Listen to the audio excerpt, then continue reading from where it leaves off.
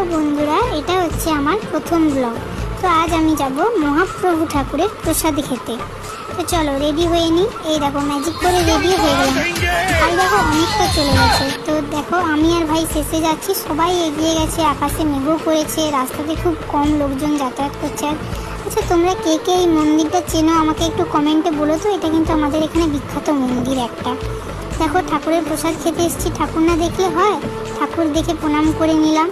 এই দেখো এত ভিড়ে দাঁড়ানোর পরে অবশেষে পেলাম পাতা, জল দিয়ে দিল, যেমন ঠাকুরের প্রসাদ হয়। আলু ভাজা, গরম সাদা ভাত দিয়ে দিল।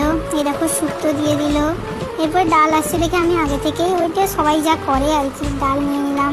ঘন্ট দিয়ে দিল। এই দেখো তারপরে ঘন্ট ডাল দিয়ে একটু ভাত মেখে এই দেখো আমি একটু ভাতও খেয়ে নিলাম, ঠাকুরের প্রসাদ বলে কথা। তারপর দই আর মিষ্টি দিয়েছিল, পায়েসটা ছিল যেটা আমি স্কিপ করে গেছি। তো এখান পর্যন্ত